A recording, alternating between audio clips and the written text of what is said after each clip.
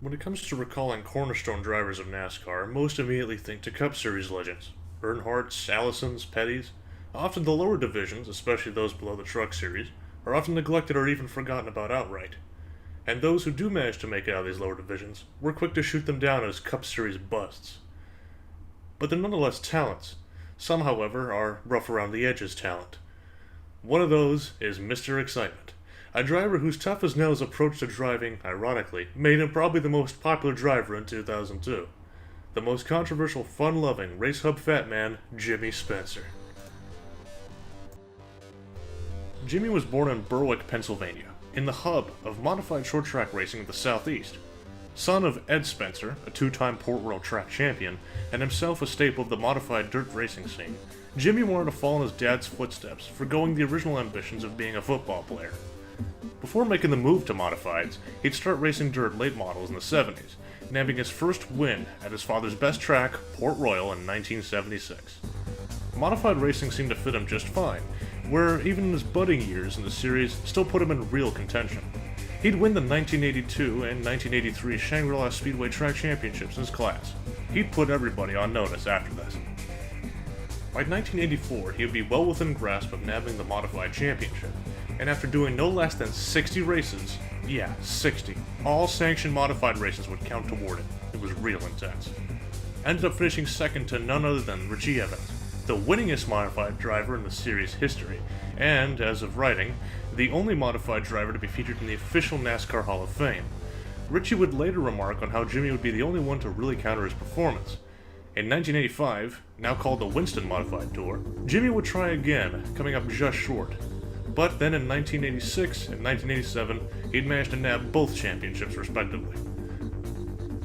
During his time in the Modifieds, Mike Joy, arguably the voice of NASCAR's modern era to this day, gave him the nickname of Mr. Excitement. This would be later incorrectly attributed to him for the overly aggressive driving style, but Mike actually nicknamed him for his never-give-up attitude. Even if the race wasn't going his way, or if it was overly damaged, which was more than likely with the fenderless nature of the Modifieds, he would still refuse to finish the race with a DNF next to his name.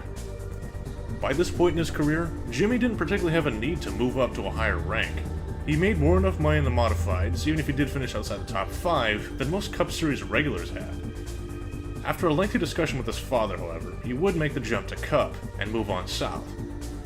He had already made a few Busch Series starts even as early as 1985, where he got familiar with a few concurrent NASCAR stars that were bushwhacking on race weekends. In 1989, his big break would come, however, when he raced for Buddy Baker in the Oldsmobile number 88. Cup racing would prove to be a different animal, however. Busch Series races were a little bit less of a culture shock, as not all races were concurrent with the Cup Series schedule like it is today. They'd go to places like Hickory, Oxford, Thompson, etc. Whilst Jimmy would do great at tracks like Hickory, speedway races to intermediates would prove to be another hurdle. Jimmy wasn't above asking for advice, though, and went to the Intimidator himself for tidbits on how to navigate the bigger ovals. Dale was familiar with his father, and something about Ed Spencer reminded him of his own, Ralph Earnhardt. And he and Jimmy got along like a house on fire. Despite not being an immediate success, and with some sort of doubts on his own while working with backmarker equipment, Dale would continue to reassure him to stick it out and not quit. "If you can win at Oswego, you can win anywhere," he said. "Y'all are one of those modified maniacs, just keep it to 'em." The relationship with Earnhardt continued throughout Jimmy's career. On the Scene Vault podcast, Jimmy went into more detail about his relationship with the Intimidator, mentioning one story where he had asked Jimmy to test his car for the Brickyard. As it was an off weekend, Earnhardt had to run on off to the IROC race in Michigan. Jimmy was stunned by the efficiency of the Childress team and their ability to set the car up damn near perfect. He noticed a foible in the car that somehow Big E did not, and that was engine performance. Since about 1990 or 1991, the black number 3 had changed engine suppliers to Fisher Motors. Efficient, but not potent enough for the way Dale would sling it around tracks. Passing word of appreciation to the team, and would be airlifted back on home. Jimmy, trusting Dale, did not check the contents of the envelope, only to be woken up by his wife, telling him it was too much. Jimmy decided to confront Dale the next day, and the Intimidator, in his ever-present dry sense of humor, lashed at Jimmy with, "What, you want more?" Leaving the otherwise silver-tongued speaker, who you couldn't shut up, speechless and stupefied. Dale, seemingly surprised at the compliments of how the car ran, asked for him to elaborate on what was wrong. "It's those damn Fisher motors," he said. "Yeah, it'll last you the run, but you got no low end, no top end. It's junk. It's junk, Dale. I'll get you in touch with Moroso. He can build you some damn horsepower." Whilst Dale's car owner wouldn't make the switch for some time, and possibly not even to Moroso engines, he nonetheless took the advice very seriously. See, that was the big thing about Jimmy. Well, aside from his body size, his heart and capacity for compassion off-track was immense. However, as early as even in his Busch days, Jimmy and the officials went along as well as oil and water. Race officials like Dick Beatty, Les Richter, and Robert Black would essentially be the villains of the week in Jimmy's career. Though it wasn't publicized, drivers like Rick Mast and Jack Ingram knew he was under the gun with NASCAR. In Jimmy's own words, "Being a dumbass rookie makes you a bit ignorant of these things. I didn't know what was going on." First of these incidents would be at Langley Field.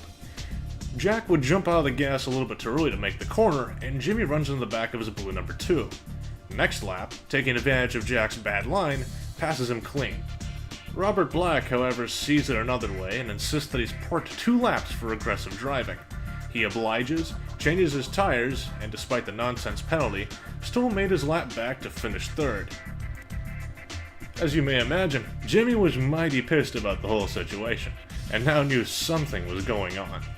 Even Jack Ingram advocated against it to both his team and the other officials, but the usual flimsy excuse of "it's a final decision" was thrown back at them.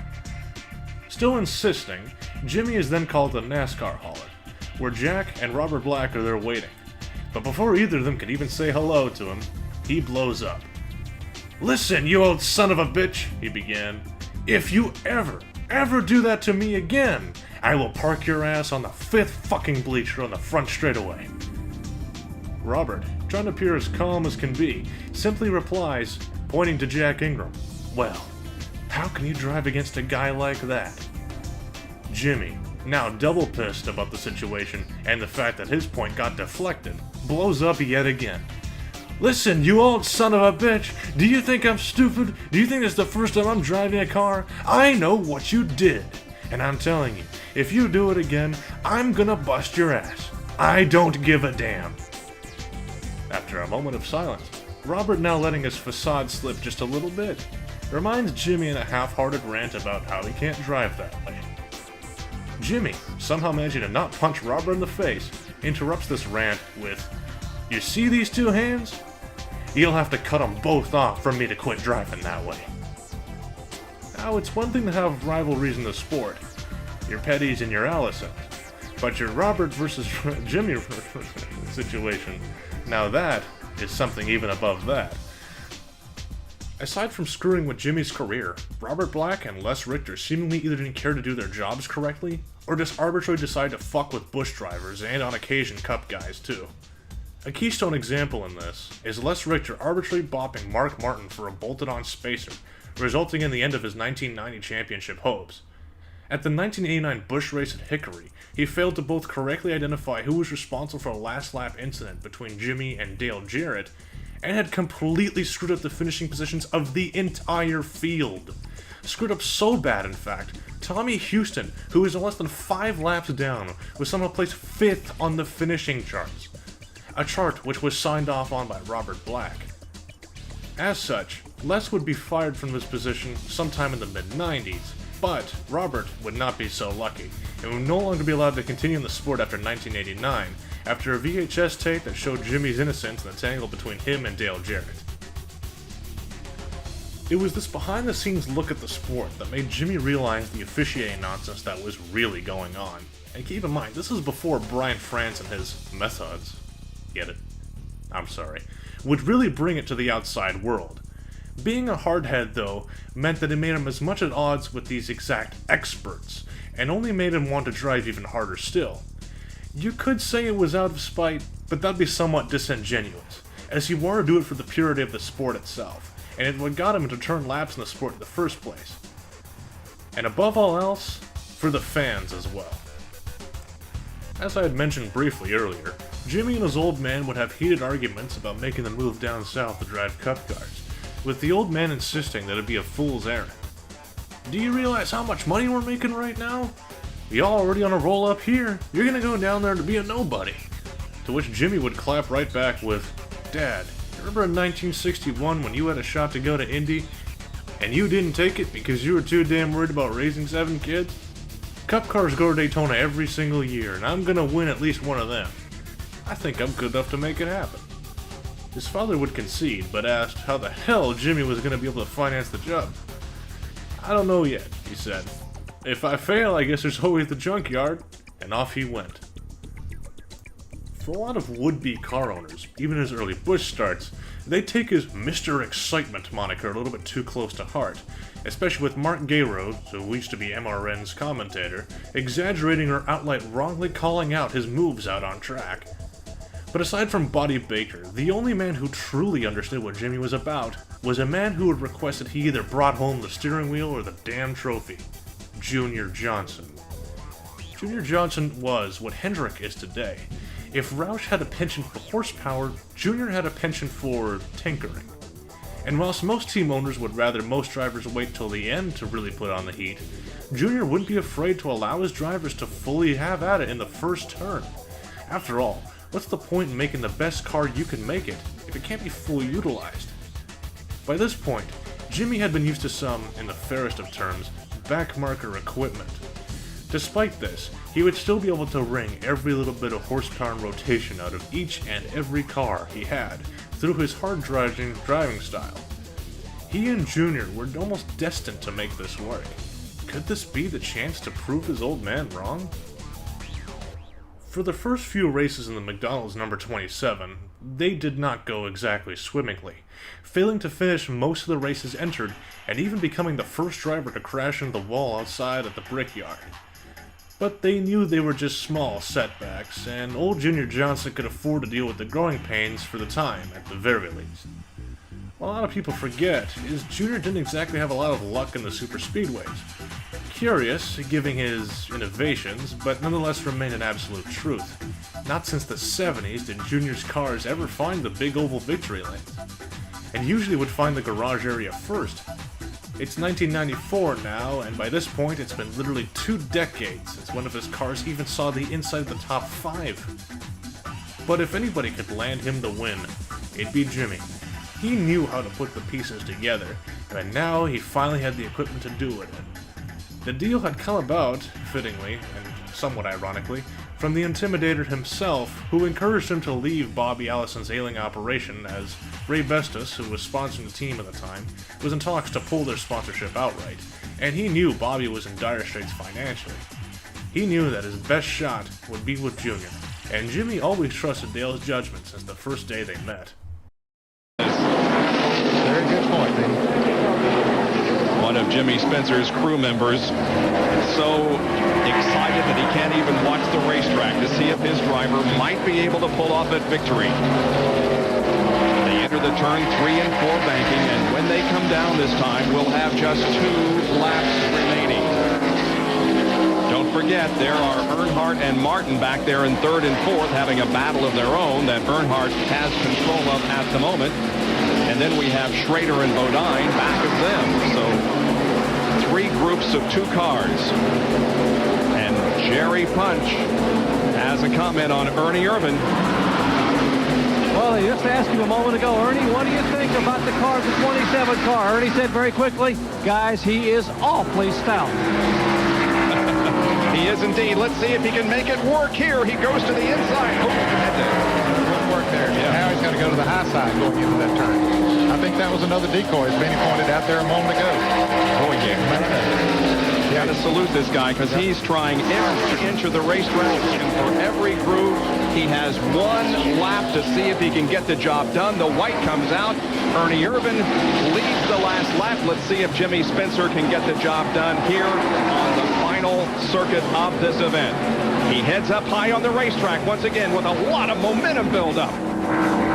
Yep, he's making Ernie protect that low side of the racetrack. He's going to have some momentum when he comes off this turn, Bob. He's going to have enough to move up beside of him, I believe. And he makes a move to the inside at the halfway point down the backstretch, and he gets the lead. Or at least he gets an advantage on Earnhardt. They touch coming down the backstretch. That's Ernie. Earnhardt, side by side, here they come for the checkered flag. Who's it going to be? Will it be Ernie Irvan on top or Jimmy Spencer on the low outside, off of corner number 4. Here they come. It's going to be a drag race to the checkered flag. Jimmy Spencer wins it. Whoa, baby! How about that?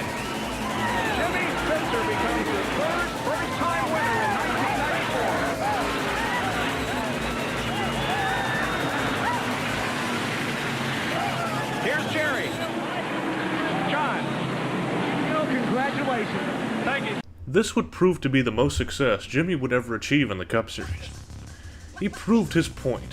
Yes, he was incredibly inconsistent, and yes, more often than not, the innovations would find themselves not particularly applicable to reliability of the car, or he'd just end up starting a mess or getting involved in somebody else's. But the fact is, he finally brought it home at Daytona. To finally set out what you wanted to do, after all the garbage equipment, the setbacks, officials doing everything short of pulling your hard card, must have been the greatest feeling in the world to have experienced. But, since he seemingly put all his eggs in the superspeedway basket, it would be the only high point he'd ever truly muster. After his wins at Daytona and Talladega, McDonald's made mention to Jimmy about the fact they'd be pulling their sponsorship of Junior Johnson's rides after 1994, and asked if he'd like to be a car owner with their backing. He'd be given first option, and ended up declining. Instead, they'd give the offer to Bill Elliott, who would have the golden arches on his number 94 car. He in turn would have limited success as an independent. Going into the late 90s, Jimmy would still race Cup for Travis Carter in the No Bull number 23, coming close to winning at short tracks like Bristol, but would more often than not still junk his rides. Jimmy himself would be a car owner in the Busch series starting in the late 90s going into the 2000s, and tapping Steve Grissom for a few starts to help revitalize his career. Still driving Busch cars of his own, Jimmy would then leave Travis Carter's operation to make the jump to Chip Ganassi Racing in 2002, driving the number 41 Target car. Fitting, given he was about to be in the gun sights of the sport's most heated rookie driver the sport had seen in decades. A Roush upstart in his early 20s with as much horsepower as he did anger issues, Kurt Busch. Unlike his rivalry behind the scenes with officials, this one was out in the open, and Jimmy was not about to take no shit from someone who was too big for his helmet. Problems between the two would start at Phoenix just a year prior, as Jimmy Spencer, who was a lap down, doesn't anticipate Kurt to slow down so much to make the corner, and runs into the back of him, sending him around. Busch ends up junking his ride after being tagged by Ryan Newman. Busch would hold on to this grudge and refuse to let it go, instead deciding to permeate it even more so going into the next year. At the 2002 Food City 500 at Bristol, on lap 444, Jimmy would pass Kurt and leave them going in the next turn. Kurt, none too happy with this, and gunning for his first career win, would go for a bump and run, and tap him again on the door along the way, as if to say, "Remember me, old man?" During the bump in the door, he hit him just hard enough to almost junk Jimmy outright. However, he'd managed to gather it back up, and thankfully didn't have to use Sterling Marlin as a way to straighten the car back out, but nonetheless had to give up the spot and concede to the 23-year-old. In the post-race interview, Jimmy would say his thanks about the team's effort, and seem pleased with the performance despite the incident. However, he'd remind everybody that some folks just have to learn, and some folks just have to learn the hard way. Now, Jimmy was not against the concept of bump and runs, tap and goes, and even a little bit of bumper or door battles, but the difference was he never really tried to seek to ruin other drivers' race outright, and likewise the people that race against him. Kurt, however, didn't seem to get this memo, even before his rivalry with Jimmy. Until this point, Kurt's biggest claim to fame, or should I say infamy, was being the last person Dale Earnhardt had ever flipped off. This was both in response to Kurt's driving, an attitude with him, and other drivers on and off the track, and because Kurt had apparently flipped the Intimidator the bird beforehand in the race. Earnhardt would even make mention of this to Jimmy afterwards, saying, "Boy, if that fella does that again, I'll break his damn finger off and shove it up his ass." The problem with Kurt wasn't his lack of talent, but his outright disrespect. He'd often tease older veterans in the sport and refer to them as decrepit has-beens, like Dale, by mocking them. If it wasn't for his ability to wheel a car, Kurt would have never been a Cup Series driver at all. Going into the race at the Brickyard, Jimmy would return the favor from his incident in Bristol. It was time to teach Kurt a thing or two about respect, and what better way to do it than the most artful dump and run? Now for most people, this would be a clear message. Unfortunately, Kurt was not most people. Going into 2003, this would only infuriate him even more, and now was really out to get his favorite decrepit old fat man. This time, Jimmy would be in the number 7 Sirius XM Dodge driving for Ultra Motorsports, after some disagreements with him and Chip Ganassi. Kurt still saw the target on Jimmy's car though, and at Michigan that year, during lap 124 of the GFS Marketplace 400, would attempt to cut down his tire. Failing to do so, he would continue to try and take his fender out. Failing to do even that, and taking his own fender out. Instead of chastising him, Jimmy Finning, who ironically was Spencer's former crew chief at his time at Travis Carter, told Kurt about him being too far forward to do any damage to Jimmy's car. By lap 150, Kurt would try again, this time attempting to take out a rear bumper, and didn't end up doing any damage to either car. After the end of the race, Kurt cuts him off in the garage area and brake checks him under the guise of running out of gas, blocking not only Jimmy from entering, but the entire field attempting to enter the garage area. Pantomiming his frustration and making it look as though he was attempting to restart the car. Jimmy realizes that this needed to be addressed, unbelting his rather wide frame and climbing out. Kurt sees this and taunts him. "Hey, you old bastard!" Jimmy walks up to his window net. "Hey, get out of that car. Let's settle this right now. I'll even put a hand behind my back." Kurt replies, "You decrepit old has-been, I know where your family lives," and tries to swing at him, belted in, missing. I guess he felt that the younger age would provide better leverage, despite the seatbelts? Regardless, Jimmy then replies in earnest with a bitch slap. Now with a bloody broken nose, Kurt went from being the cockiest rising talent in the sport to the single most stupefied a person can be since Jimmy's money envelope deal with Earnhardt. Jimmy, with his point made, though in typical Kurt fashion, ignored, had walked away. Kurt slowly came to his senses, calling from the car, saying, you're over, you're ended, you're done." Gathering himself up, went straight to the NASCAR hauler, while the Jimmy and his PR rep at the time, Mike Davis, tried to make a Colditz-type escape out of the track before an official caught them, wagged his finger, and pointed them to the hauler. By the time they make it to the hauler, Kurt is no longer there, and Mike Helton asks about what happened. Jimmy explains that there's more to the story, and Helton perks up, with Jimmy explaining that Kurt had threatened his family and deserved what he had got. Helton, continuing to mediate the situation, suggested that in retrospect he probably shouldn't have swung back. "He swung at me first," Jimmy said. "He missed, but I sure didn't." Next up is Jack Roush, furious as can be, cussing Jimmy everything under the sun, and even threatens to sue him. Eventually, the hot-headed cowboy does calm down, and Jimmy explains to him what he just told Helton moments before.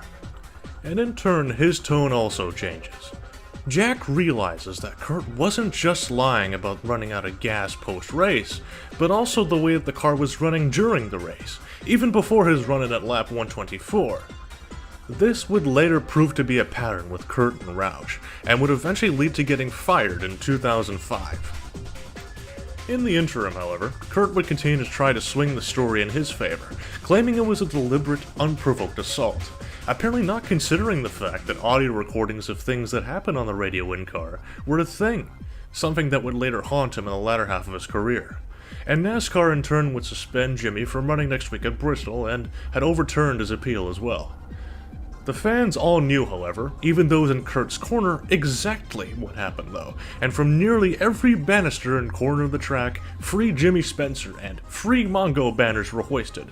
Mongo being a reference to the Mongo the dog on the Sirius XM car.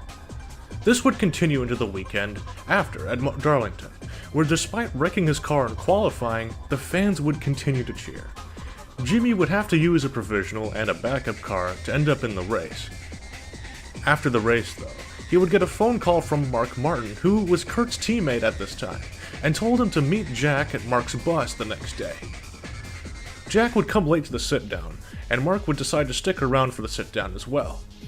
Jack, with hat in hand, says he's sorry for what happened in Michigan. He's a liar, he continued. I looked the car over. He's a damn liar. And asked if Jimmy would accept his apology. You need to tell the media, he replied. No, Jack said. I can't do that. Think about it. 2,000 employees. A PR disaster with sponsors and all that. It'd be a mess. You gotta accept this. Man to man. Jimmy conceded, but it would hurt him because the fans didn't know to the extent it was until many, many years later. Later that same year, Jimmy, in his second running of the Truck Series, would get his first career pole position, and even won flag to flag at New Hampshire, and managed to be one of the few NASCAR drivers to win a race in all 3 series. Ultra Motorsports Cup operation would fold in 2004, and he would fill in for Kevin LePage at Morgan McClure, and finish 17th at Dover. He would later be arrested in October for allegedly interfering with police who had a warrant for his son's arrest on vandalism. In 2005, he'd make the jump back to Ultra's Truck Series operation, and would come back in top form, almost winning the season opener at Daytona. However, due to a late caution call, Jimmy had assumed he'd finish first in the frozen starting positions and went to victory lane, only to be told that he in fact finished second. He'd attempt no more than 9 Cup Series starts for Arnold Motorsports, and the latter would be unable to find a sponsor to continue the Cup Series operation for the time being. And Ultra Motorsports had just closed down entirely due to a Ford debacle. With no real racing options left to him, aside from just 2 Cup starts for Furniture Row the next year, he tried to make the jump to television, with a little help from folks like Tony Stewart and Steve Burns. Starting in 2006, he'd joined Kenny Wallace as an analyst for NASCAR Race Day, sometimes even seen chomping on cigars. This would be something that'd become later of a staple on his on-air personality in later programs, and he'd also work as a full-time analyst for NASCAR Victory Lane. By 2010, he'd be the host of his own show titled What's the Deal?, with Ray Dunlop alongside. This is where the crying towel, where Jimmy fake cries mocking a driver or a car owner's comments whilst fake drying his tears, would be featured. Later that same year, he'd be on Speed's premier NASCAR program, Racehub, bringing with him an old picture of his old blue 24 modified, a picture of his old number 23 car, and other trinkets like his extra-large race uniforms to fill up the background. Alongside his crying towel, he'd also give out cigar awards to drivers and teams who really impressed him. Other awards and demerits would also appear as the show went on, a good example being during Brian Victor's little bit of vicarnism at Martinsville. But the symptoms keep getting worse, Steve. They just keep getting worse. Look at him. He drives in too deep again. And this time, he runs into Montoya, which, hey, it's sometimes understandable. But in this case, it's part of a bigger pattern. Now, Steve, it's becoming clear. Once a person is afflicted with vicarnism, he loses all control of his actions. Hey, Steve, watch this. Brian then drives in too deep again. This time he takes out Jamie McMurray. And here's the reason why we need to build awareness, Steve. Because McMurray doesn't know Brian has a problem. He just thinks Brian's a dope. So he retaliates. This is not helping Brian with his problem. But there is one good thing about that. Now we know one of the key signs that you may be suffering from vicarnism is other people think you're a dope. Eventually, more symptoms emerge. After wrecking 3 times, then you race too hard with a guy in a championship fight. This is over the edge, but you just keep beating on him until he gets sick of it. He doesn't know you have vicarnism, so you see even more people thinking you're a dope. And then finally, what's really scary, Steve? It's terrible. It's just so sad.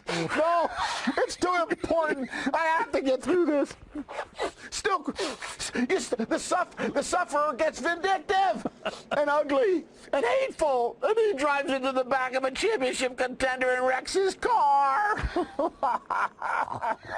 5 incidents in just one race, Steve. Isn't it awful? And it still gets worse. Then the afflicted one Vickers, he starts saying stupid things like this quote in Monday's article on SceneDaily.com. And remember, Brian still doesn't have a ride for next year.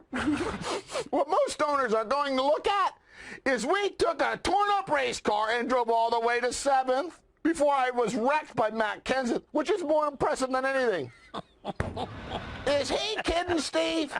He's saying I had 5 incidents in one race, finished 30th, and for that, you should hire me. You know what? Here's a quote from Jimmy Johnson in the same article. And remember, Johnson had a good-sized lead before Vickers brought out the last caution.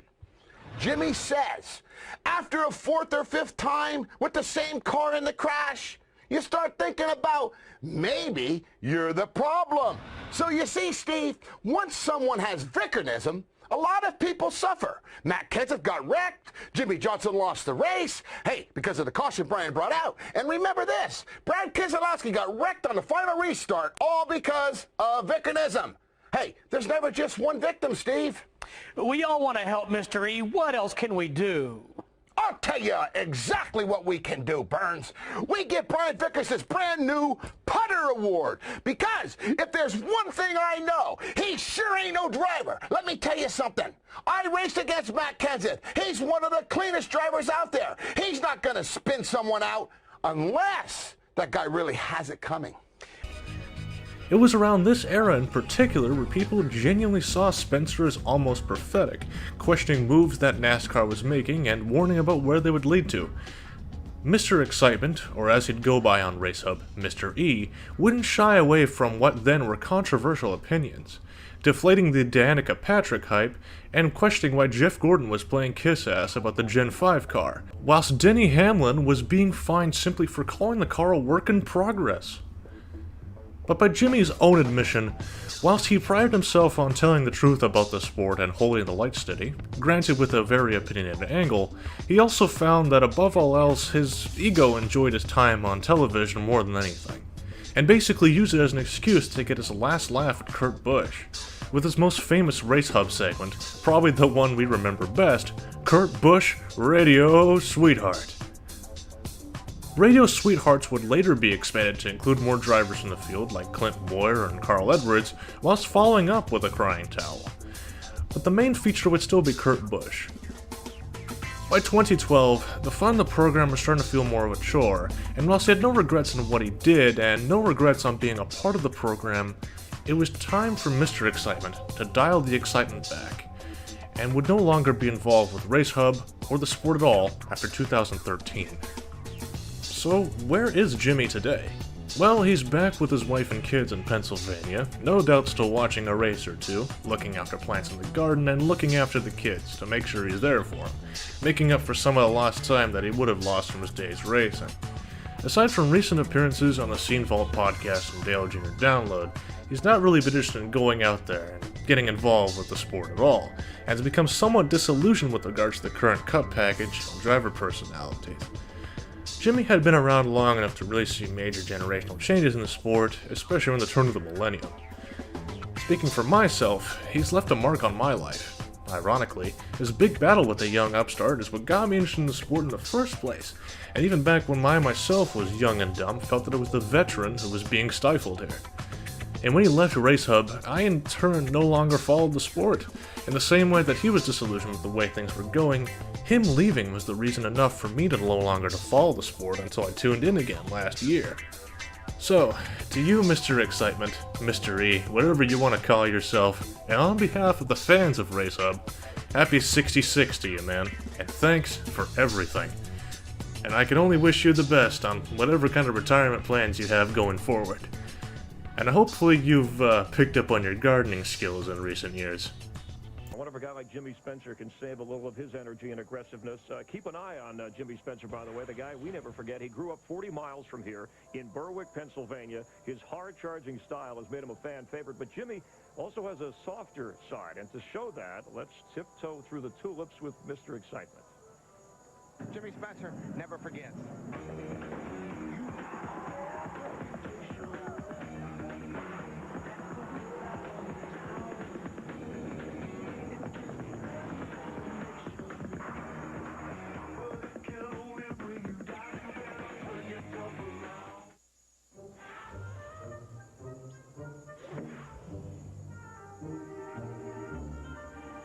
Hi, I'm Jimmy Spencer, and it's one thing to be in a NASCAR Winston Cup driver and drive for Team Target and Chip Ganassi, and the different side of me away from the racetracks when I get home on Sundays is come out and take Monday off usually and work in my yard. There's a lot of things you learn gardening, I guess, and the best way to learn is just plant something and watch it grow and say, boy, I made a mistake. I thought I didn't like certain things growing, so I'd cut them back. I cut all my daisies back last year and killed them. This is a pretty yellow, don't know the name of it, I'm sorry. I also have a, can't pronounce the right word, Healy. These are, I know them. Oh, the Dianthus, something like that. I got my famous, here we go, Scalovia. See, people, I'm not an English major. Age cannot wither her, nor custom stale her infinite variety. Oh, is Darrell Waltrip gonna have fun with this? Well, DW has a rock garden, but that's for different reasons. And I think Jimmy Spencer, they want him to be a centerfold in Better Gears and Gardens, which is a magazine he'd probably be more. I hope he knows gears better than his flowers. I think chrysanthemum is what he was trying to say. I know that's what he was trying to say, Chris. We really need to get him one of those copies of Better Homes and Gardens so he can kind of tune up on this. Jimmy, good luck today. Stay out of the garden. And a good sport. Nice. It'd be nice to see, and there he is, ready to go. If he could win here, he's never won at Pocono, close to home, and a guy who the fans certainly come out and holler for. How about